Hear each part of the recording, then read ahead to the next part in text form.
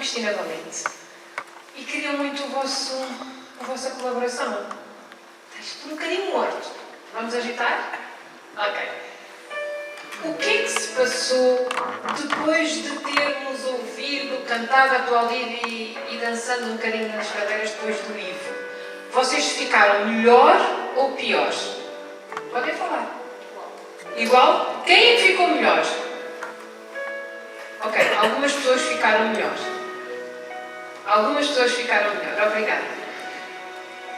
Há uma ideia muito importante quando nós falamos destes temas. E essa ideia que eu gostaria muito que vocês levassem hoje para casa é que mente e corpo são um único sistema. Certo? Então, talvez alguns de vocês tenham chegado aqui com frio, expectantes, quietos, e depois de terem cantado, aplaudido o Ivo, sentiram-se melhor, certo? Portanto, mente e corpo formam um único sistema. Se eu estiver, por exemplo, a chorar de tristeza, e se eu levantar a minha cabeça para cima, eu paro de chorar. Então, mente e corpo formam um sistema único. E porquê é que é importante nós percebermos isto? Porque eu tenho que fazer algo para alterar o meu estado emocional, quando é um estado emocional que eu não quero que se prolongue. Então, talvez, quando eu fico triste, talvez possa fazer coisas para essa tristeza passar. Não para eu negar a tristeza, para essa tristeza passar. E é muito importante nós percebermos que a nossa mente e as nossas emoções têm uma função fundamental para a sobrevivência humana. E, portanto, não existem, do ponto de vista da ciência, não existem emoções negativas. Não existem emoções negativas porque cada emoção é um mecanismo fisiológico. Sentimentos já são outras coisas. Sentimentos já entra a minha parte racional, eu já racionalizo algum estado emocional. Mas as emoções básicas têm uma função extremamente importante para a minha saúde, para o meu sucesso e para a minha felicidade. Faz sentido ou não? Ok, muito bem. Vamos pensar, quem é que esteve aqui, quem é que esteve no Chá das Mulheres estivemos em quê? Novembro? Quem é que esteve na biblioteca? Ok. Então temos aqui algumas pessoas, eu expliquei nesse dia quais eram as 4 emoções primárias e que cada uma delas tinha uma função específica no nosso sistema para nos garantir saúde. Eu falei da raiva, do medo, da tristeza e da alegria. E embora nós possamos pensar habitualmente que 3 dessas emoções são negativas, na verdade não existem emoções negativas nem positivas. Existe sim a forma positiva ou negativa de eu utilizar uma determinada emoção. Porquê? Porque se a emoção é um mecanismo fisiológico, é o mesmo que eu dizer que o meu rim é negativo, que o meu pulmão é positivo, que o meu cotovelo é assim, não faz sentido. O pulmão tem uma função, o rim tem uma função, o meu cérebro tem muitas funções, então cada parte do nosso corpo tem uma função. Eu é que posso utilizar esse órgão de uma forma positiva ou negativa. Faz sentido? Faz? Se não fizer, digam, tá? Então, eu posso... Os pulmões servem para respirar. Eu posso escolher fumar ou posso escolher ir passear na praia, na Graciosa. Eu é que escolho como é que eu uso de uma forma positiva ou negativa. Se eu uso de uma forma positiva, eu vou gerar o quê? Saúde. Se eu uso de uma forma negativa, eu vou gerar doença. Faz sentido? Então, vamos pegar numa das 4 emoções primárias. Uma das 4 emoções primárias, que é justamente aquela que está associada à depressão, quando eu não uso a emoção tristeza de uma forma positiva. Então, Se cada parte do meu corpo, se cada emoção tem uma função específica, qual é a função específica da tristeza? O que é que vocês acham? Quem é que quer participar? Qual será? Para que é que serve estarmos tristes? É bom ou é mau? É desagradável. Não é mau. E porquê que é desagradável? Porque tem que ser desagradável. Vamos pensar no exemplo da febre. Quem esteve no chá das mulheres lembra-se que eu fiz a analogia com a febre. A febre é uma coisa boa ou má? Boa. Porquê? Tem uma função, não é? A febre não existe para nos atrapalhar a saúde. A febre é um sinal de alerta. Ok, então se o meu bebê está com febre, se eu estou com febre, eu tenho que ir ver o que é que se passa. Eu tenho que cuidar de mim, certo? Quando eu tenho febre, eu sei que eu tenho uma infecção, tenho um problema de saúde. Então eu tenho que cuidar de mim e tenho que parar e tenho, eventualmente, nos casos mais complicados, pedir ajuda, ir à procura de ajuda. Vamos fazer esta analogia com a tristeza. A tristeza tem a mesma função. É para eu parar, é para eu cuidar de mim e, em alguns casos, pedir ajuda. Muitas vezes o que eu vejo lá fora são pessoas a não quererem passar por esse processo de luto, de tristeza. Porquê? Porque é desagradável. Alguém me magoou, eu fiquei triste. Eu perdi alguém que amo, eu fiquei triste. Eu perdi o emprego, eu fiquei triste. O professor tratou-me mal, eu fiquei triste. Então, quando eu fico triste, é um sinal que eu tenho que cuidar de mim. Eu tenho que parar. Alguém consegue cuidar de si na correria? Por isso é que eu faço a analogia com a febre. Porque a febre, sendo um sinal de alerta para o meu corpo e para eu ir parar e cuidar de mim, ela tem que ser desagradável. Se ela fosse agradável, eu continuava a trabalhar, a ir à escola, a sair, e a infecção aumentava, e aumentava, e aumentava, e às vezes pode ser que eu até tivesse uma complicação grave, ok? Então, a tristeza é uma emoção desagradável, mas ela é essencial. Quem é que começou a dar importância a alguma coisa ou alguém depois de um processo de tristeza? Quem mais? Sou eu? Ok, boa. Pensava que era só eu. Boa. Não sei se vocês conhecem casos de pessoas que estavam desavindas, zangadas, amuadas, com ressentimento e de repente há um funeral de alguém que todas essas pessoas amam e essa tristeza une as pessoas. Já aconteceu? É uma das funções da tristeza, é valorizar as coisas boas. Eu acho que hoje em dia se confunde muito facilmente tristeza com depressão. Vivemos numa sociedade que temos que estar sempre produtivos, alegres, jovens e belos, e magros, tonificados. Não que isso seja mau, mas nós temos que fazer isso pelas razões certas.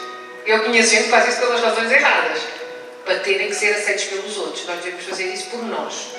Mas, hoje em dia, há uma cultura pop em que eu não posso estar triste, eu tenho que estar sempre positiva. Sempre, sempre, sempre, sempre. Então, quando chega a tristeza, o que é que eu faço? Eu nego-a. Ponho-a debaixo do tapete, talvez desapareça, só que ela não vai desaparecer. Ela vai aumentar, aumentar, aumentar. E quando isso acontece muitas vezes, ou acontece muito forte durante muito tempo, eu posso produzir uma depressão. A depressão é quando eu não dei atenção à tristeza. Quando eu neguei-a, quando eu não parei, quando eu não cuidei de mim, quando eu não pedi ajuda. E já agora, se todos nós tivéssemos este alerta, quantas pessoas não chegariam a ter depressão? Porque a comunidade, a família, os amigos, a escola, teriam percebido que aquela pessoa precisa de ajuda. Então, se todos nós ficarmos alerta, eu quando precisar peço ajuda, ou eu quando vir alguém que precise de ajuda, eu vou e resolvo. Portanto, acho que temos que combater um bocadinho a ideia de que não podemos estar tristes. Eu, quando estou triste, eu fico quietinha no meu canto.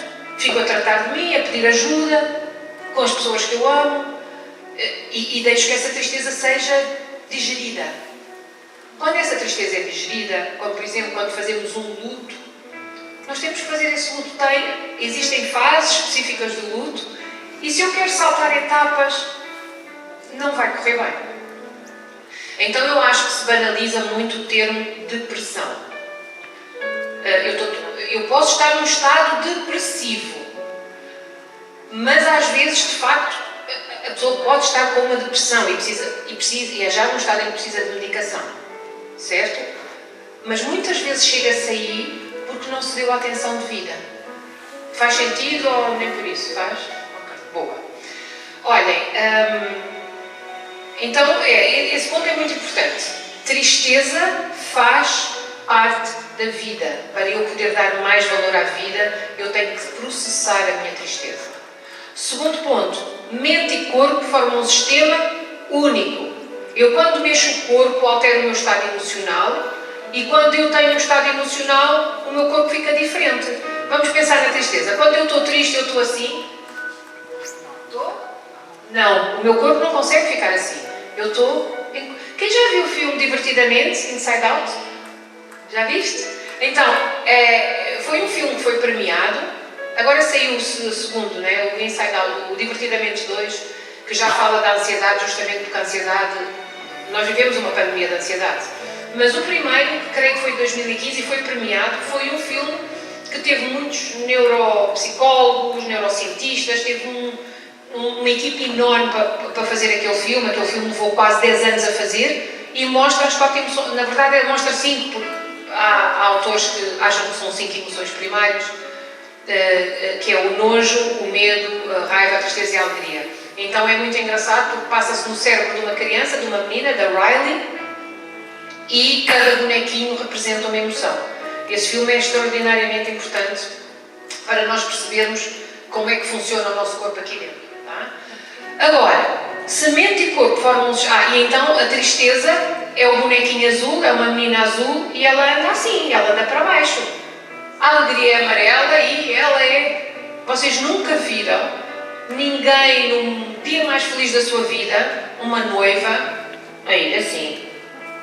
Quem é que viu uma noiva a ir com o comportamento, a linguagem não verbal da tristeza? Quem é que viu? Alguém viu uma noiva assim? Não, a noiva vai, não é? Portanto, mente e corpo formam um sistema único, porque quando eu estou num determinado estado emocional, o meu corpo fica diferente. Então, quando eu mexo o meu corpo, eu mudo a biologia, digamos assim, do meu cérebro. Isso é extremamente importante. E porquê é que é importante falar disto numa palestra sobre a depressão? Porque o conjunto dos hábitos que eu tenho, todos os hábitos que eu tenho, formam a pessoa que eu sou. É o conjunto dos hábitos. Só que há hábitos que nós temos que são bons, há hábitos que não são muito interessantes e há hábitos de que nós nem temos consciência.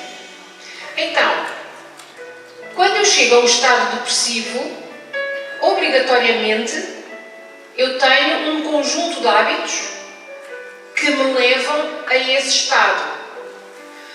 Vamos pensar num exemplo de um hábito. Um hábito simples. Um hábito, deem um exemplo. Lavar os dentes?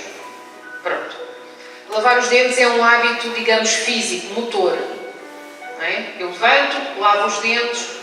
Então, quando nós pensamos em hábitos, muitas vezes pensamos num nível básico dos hábitos. Imaginem que todos os hábitos que compõem a pessoa que eu sou é uma pirâmide, são 4 níveis. O nível básico são, digamos, os comportamentos.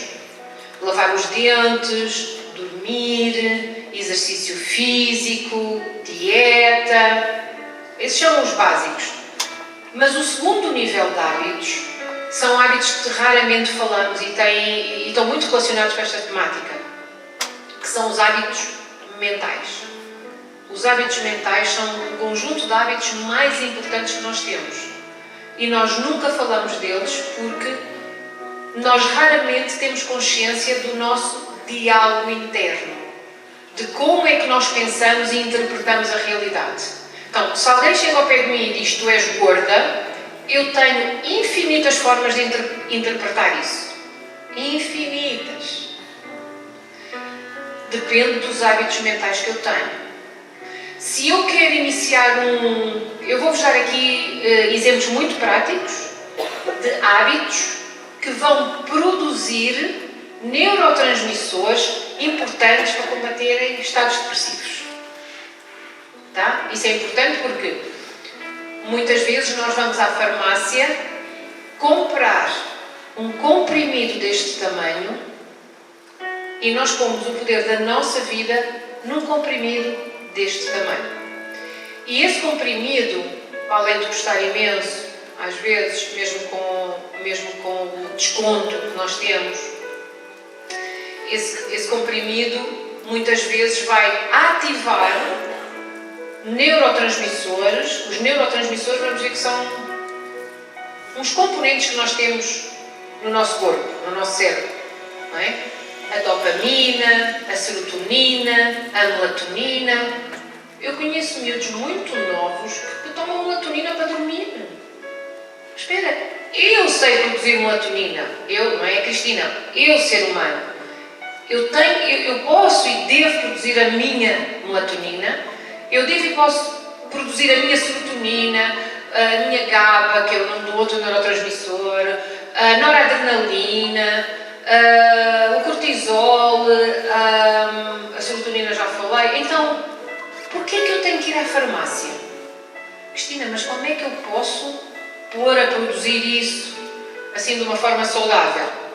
Através do conjunto de hábitos que nós temos que ter, e hoje em dia é muito difícil nós acompanharmos pelos estilos de vida que nós temos, contemporâneos, são muito contrários a deixarmos que o nosso corpo entre num processo de autocura, de autorregulação e de autoprodução dos neurotransmissores que o ser humano sempre teve. E uma ideia muito importante que eu queria deixar aqui é que nós temos a capacidade de produzir dentro do nosso corpo aquilo que muitas vezes vamos buscar na farmácia. Tá? Eu sou profundamente cristã e profundamente cientista. Tenho uma mente de cientista e tenho uma mente e um coração de cristã. Então, quanto mais eu estudo ciência e quanto mais eu estudo a minha fé cristã, mais eu percebo como Deus foi perfeito a criar este equipamento que nós temos. Então, porquê é que temos que ir à farmácia? Às vezes temos que ir à farmácia, mas a questão é, e se nós não tivermos que ir à farmácia para o problema que nós temos? E se eu, com os hábitos que eu tenho, eu possa fazer regredir um estado depressivo ou prevenir uma depressão? Há uma frase de um autor americano sobre a ciência que é muito interessante e que liga a ciência à fé cristã. A ciência é o processo de nós pensarmos os pensamentos de Deus depois dele. Então, já tudo foi criado. E nós agora estamos a descobrir que fazendo certas coisas temos saúde, que fazendo certas coisas temos melhor resultado na vida. Não é incrível? Então vamos dar um conjunto de hábitos que, com a evidência científica, nós podemos garantir a produção dos neurotransmissores que nós sempre produzimos ao longo da história da humanidade. E que agora parece que de repente não temos capacidade, porque agora existem farmácias, existem antidepressivos, ansiolíticos, blá blá blá blá blá. Tá? Atenção! Quem está a fazer medicação, está a fazer medicação. Tá? Não estou a promover largarem tudo, darem um chute no médico, nada disso. Mas tenho a certeza de uma coisa: quando eu começo a criar novos hábitos de vida, a minha vida muda.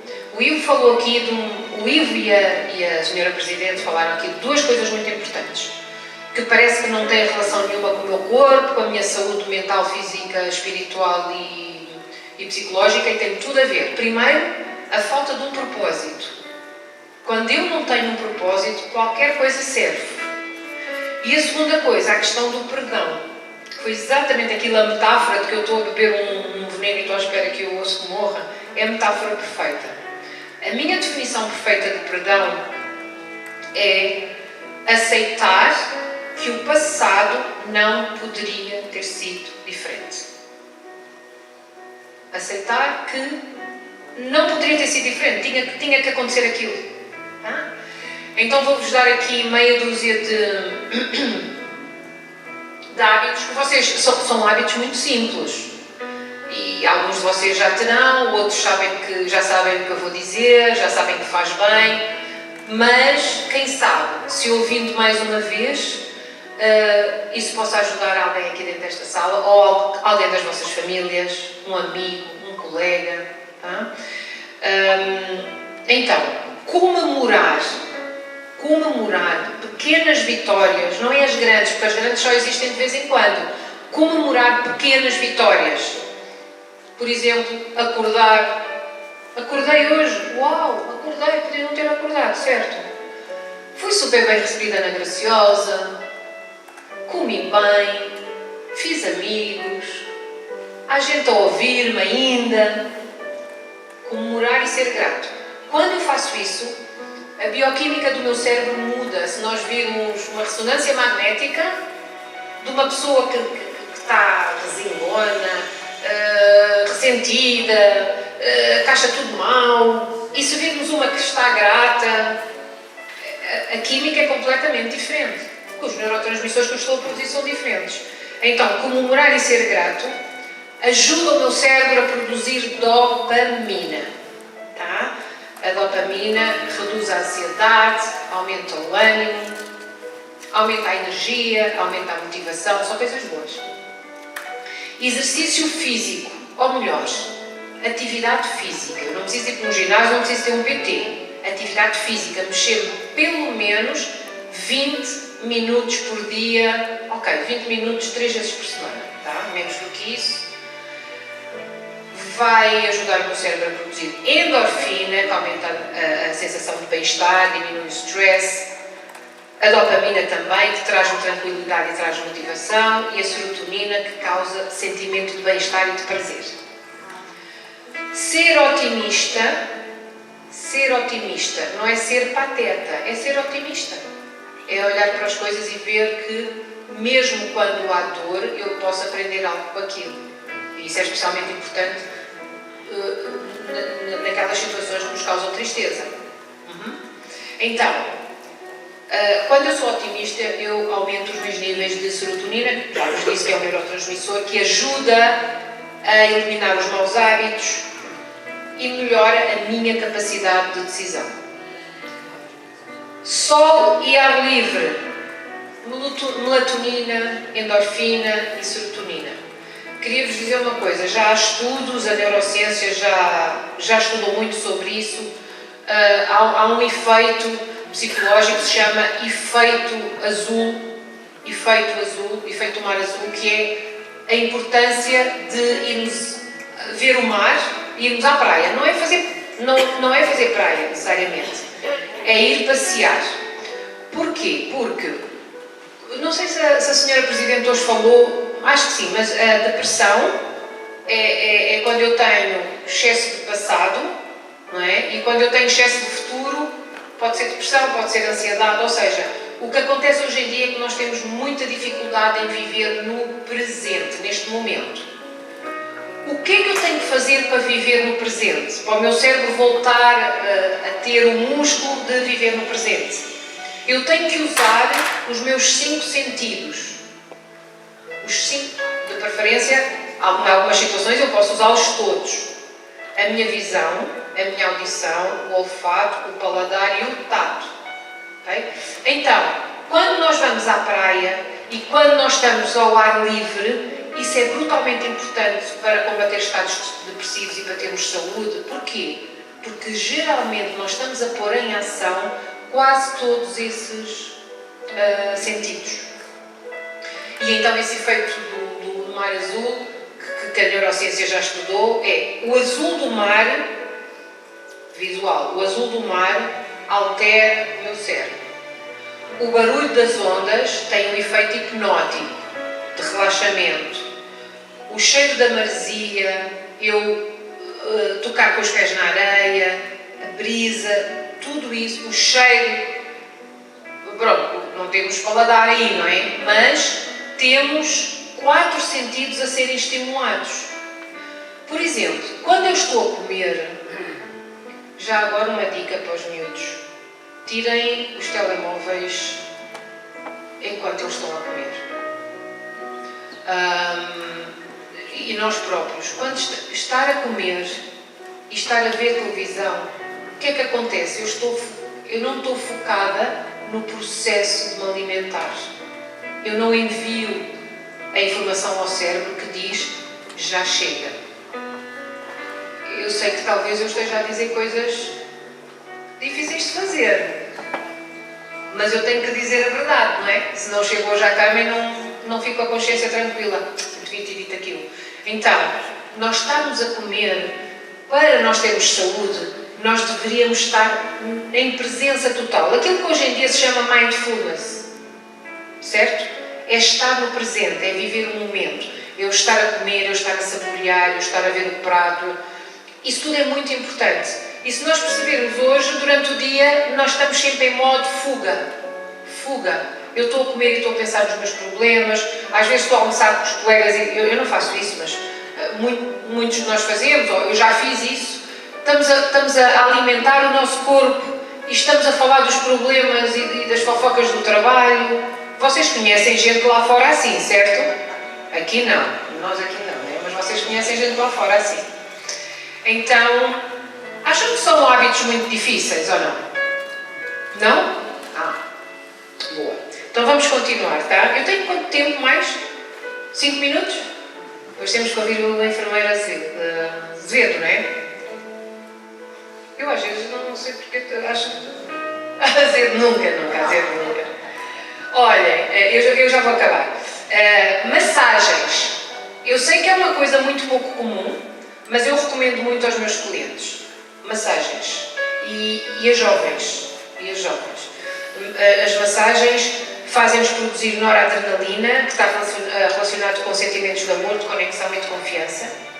A meditação e a respiração aumenta o meu relaxamento e baixa a minha ansiedade, porque há um neurotransmissor que é produzido que se chama, que tem um nome estranhíssimo, que se chama GABA. Tá?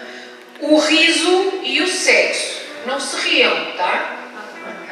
Riso e sexo faz produzir endorfina, que ajuda a baixar os níveis de dor. Eu já falei aqui de endorfina várias vezes. Baixa a depressão e aumenta os estados de felicidade. Caminhar de manhã ou ao fim da tarde está dentro da atividade física que eu vos falei. Apreciar a natureza também, já vos falei do mar. E um ambiente livre de poluição sonora, poluição visual, poluição emocional. Então, um dos livros que eu escrevi, o último, fala da ciência da formação dos hábitos. Ajuda o leitor a perceber que há toda uma ciência por trás da formação de um hábito bom ou de um hábito mau. O cérebro não distingue. O cérebro faz aquilo que eu lhe dou. E, portanto, quando nós sabemos como é que o cérebro funciona para criar um novo hábito bom ou para me ajudar a retirar um hábito mau, a minha vida fica muito mais simples. E aquilo que é mais desprezado e mais negligenciado quando eu quero ter um novo hábito ou quando eu quero retirar um hábito menos interessante é uma coisa chamada ambiente. É muito difícil eu mudar hábitos quando eu não mudo o ambiente. Faz sentido ou não? Faz?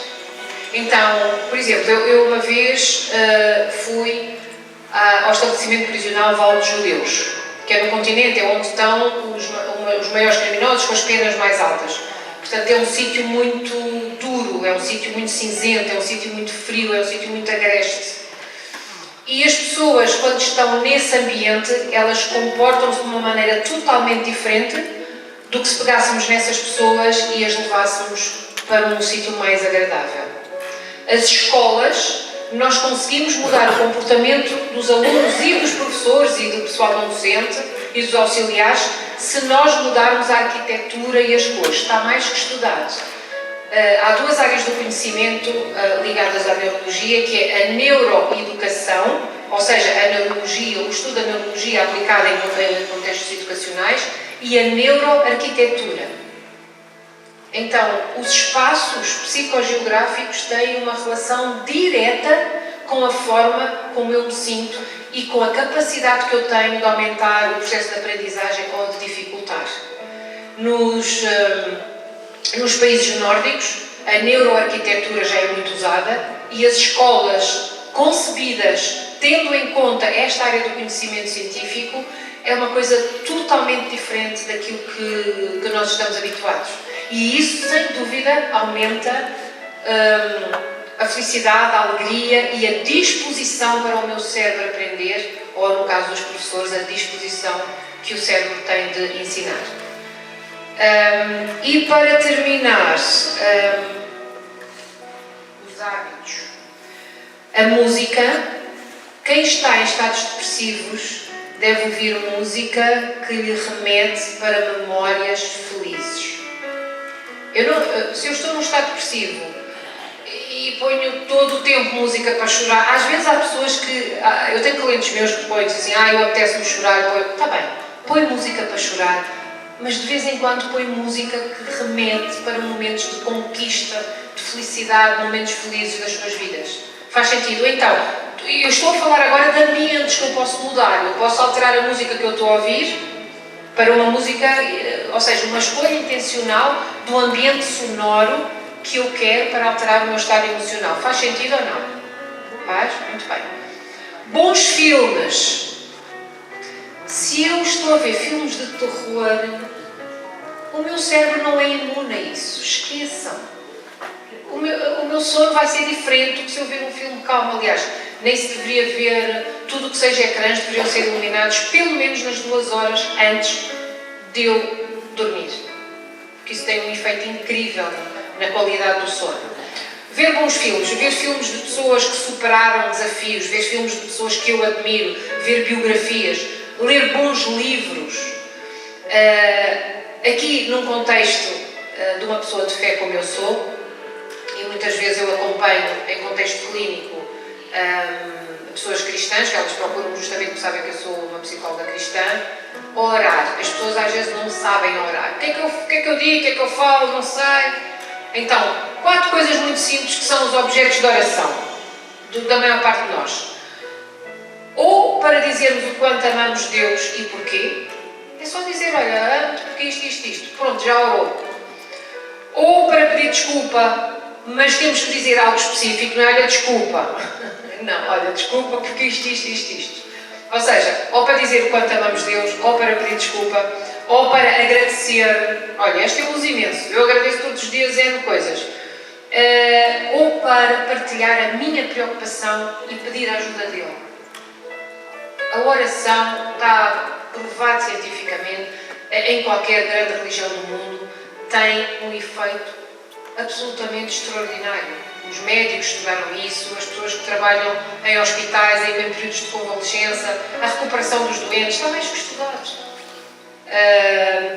Relembrar conquistas, melhorar o diálogo interno e ouvir podcasts que sejam positivos. Escutar amigos, ou muitas vezes em contexto de depressão, nós às vezes atraímos, sem querer, pessoas que estão a passar um momento igual ao nosso, não é? Há um provérbio que diz: a tristeza quer sempre companhia.